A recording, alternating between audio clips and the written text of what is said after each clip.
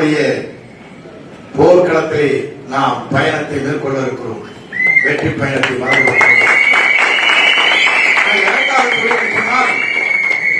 நம்மால் ஒண்ணுமே பண்ண முடியாது. நான் பார்த்துட்டு அரசியல் வரலாற்று தலைவரோடு இருந்தவர். அப்பெல்லாம் நான் சின்ன வயசு 26 வயசுல இறங்கி நின்னேன். அப்புறம் எனக்கு ஒன்றும் தெரியல. இப்படி எல்லாம் உங்களாட்ட வரை நான் இருந்தது.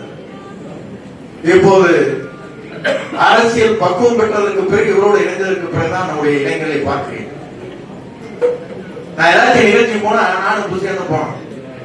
2-3 நிகழ்ச்சி ரோட்டுக்காக போட்டு காலை முடிச்சு கைக்க முடிச்சு இத்தர குறிச்சு அத்தரை குறிச்சு செல்ஃப் எடுத்து தள்ளி சாமி ஆணுட்டா போதா பண்ண இதெல்லாம் அந்த கட்சி நடக்கிற பாருங்க. அவன் அங்கிருந்து படம் எடுத்து இப்படி பார்த்துட்டு கிட்ட வந்த மாதிரி கிட்டையே வரமாட்டான். ஏன்னா கிட்ட வந்தா நாளைக்கு கூட ஒட்டிடுவோம். ஆகவே வெளியே தெரியக்கூடாதுன்னு நினைக்கிறோம். இங்க எல்லாம் நம்ம புதுச்சி இந்த எந்திரிச்சு குட்டிக்கிறாங்க. பெண்கள் இந்த பையங்களை தள்ளிட்டு வந்து போட்டோ எடுக்கிறாங்க. இதெல்லாம் அதிசயம். எங்குமே நடைபெறாத ஒன்று. இவங்க எடுத்து பிடிச்சி போட்டோ எடுக்க வேண்டியிருக்கு. நாம விட்டுட்டு போனா போகுது. ஆகவே எல்லாம் வந்திருக்கிறீர்கள். எல்லோருக்கும் எல்லா பதவியும் கிடைக்கும்.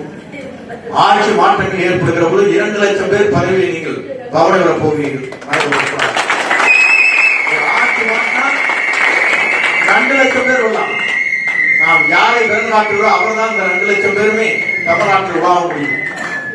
கவலைப்பட தேவையில்லை. இதனுடைய அரசியல் வரலாற்றில் சொல்லுகிறேன். எல்லோருக்கும் எல்லாம் கிடைக்கும்.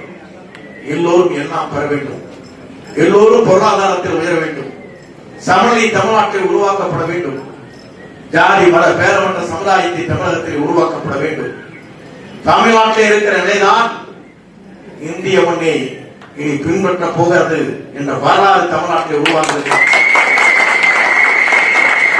நினைத்தால் இவருக்கு பின்னாலே தென் மாநிலங்கள் அனைத்தும் இருக்கிறது. நம் தமிழ்நாடு மட்டுமல்ல, மறந்து விடாது. அப்படிப்பட்ட தலைவருக்கு பின்னாலே நாம் பவனி வருகிறோம். பவனி வருவது மட்டுமல்ல, வெற்றியை தர இருக்கிறோம். வெற்றியை தருவது மட்டுமல்ல, தமிழகத்தை வாழப் போகிற வைக்கிற தலைவர்களுக்கு பின்னாலே நாம் நிற்க போகிறோம். ஆகவே நீங்கள் கவலைப்பட தேவையில்லை. பல பேர் இப்போது விசிலடித்துக் கொண்டிருக்கிறீர்கள். விசில் சின்னத்தை பார்ப்பதற்கு பிறகு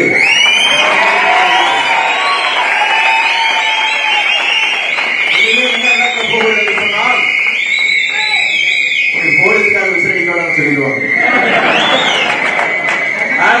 கண்டக்டர் விசிலடிச்சா பொம்பளை கையில் ஏற்றிடுவாங்க. அதே அடிக்க வேண்டாம், வேற செய்தி பண்ண போறாங்க. இது நடக்க போகுது. ஆகவே விசில் என்பது எவ்வளவு முக்கியமானது என்பதை இறைவன் நம்முடைய தலைவருக்கு கொடுத்திருக்கிறார். கவலைப்பட தேவையில்லை. வாருங்கள், வெற்றியை தேடித்தான் அழைத்து விடுபடுகிறேன்.